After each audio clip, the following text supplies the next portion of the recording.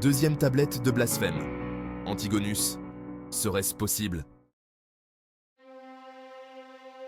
La famille Antigonus, gardien de la connaissance interdite, hérétique osant défier les dieux eux-mêmes.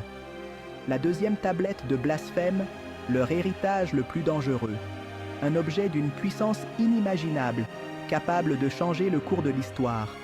Depuis des générations, ils ont protégé ce secret, le cachant des yeux curieux et des mains avides.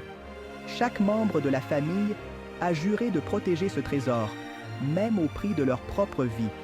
Leurs histoires sont gravées dans les murs de leur manoir ancestral, chaque pierre murmurant les récits de courage et de sacrifice. Les Antigonus ont toujours été des érudits, des chercheurs de vérité, mais aussi des guerriers prêts à tout pour défendre leur héritage. Leur blason, un symbole de leur fierté et de leur détermination, est un rappel constant de leur mission sacrée. Les portraits de leurs ancêtres, accrochés dans la grande salle, témoignent de leur dévouement et de leur bravoure.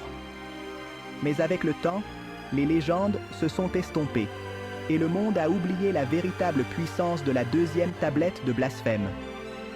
Pourtant, les murmures du passé continuent de résonner, rappelant à ceux qui écoutent que certains secrets ne doivent jamais être révélés. Les Antigonus veillent toujours, prêts à affronter quiconque oserait menacer l'équilibre fragile entre le savoir et le pouvoir. Des voix divines. La corruption des séquences.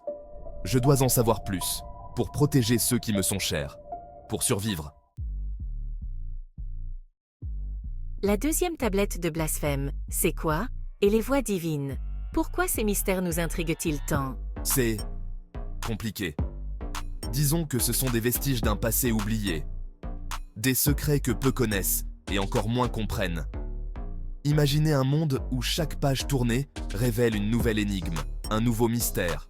Ces manuscrits anciens, ces parchemins mystérieux, ils sont les gardiens d'histoires perdues, de savoirs interdits. Les voies divines, quant à elles, sont des chemins spirituels, des routes vers l'inconnu, vers des vérités cachées. Elles sont souvent mentionnées dans des textes sacrés, mais leur véritable signification reste voilée. Les érudits passent des années à déchiffrer ces symboles, à essayer de comprendre les messages codés.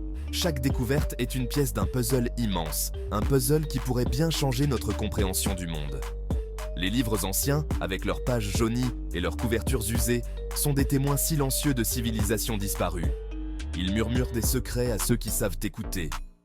Et dans cette pièce faiblement éclairée, entourée de ces trésors du passé, on ne peut s'empêcher de ressentir une certaine révérence, une connexion avec les âmes qui ont autrefois écrit ces mots. C'est un monde caché, un monde qui attend d'être redécouvert. Mais tu dois bien savoir quelque chose. C'est important, non? Nous ne pouvons pas continuer à vivre dans l'ignorance.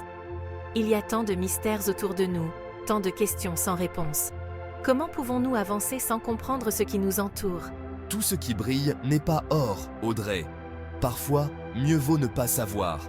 La connaissance peut être une arme à double tranchant. Elle peut éclairer notre chemin, mais elle peut aussi nous plonger dans les ténèbres. Il y a des vérités qui sont trop lourdes à porter, des secrets qui peuvent détruire des vies. Parfois, l'ignorance est une bénédiction, un refuge contre les horreurs du monde. Nous devons choisir avec soin ce que nous voulons découvrir, car une fois que nous savons, il n'y a pas de retour en arrière. La quête de la vérité est noble, mais elle est aussi périlleuse. Es-tu prête à affronter les conséquences de ce que tu pourrais découvrir? Mais l'ignorance ne peut nous protéger de la vérité. Je dois connaître l'avenir qui nous attend, quel qu'en soit le prix. Par le sang des anciens, par la sagesse des défunts, je t'invoque.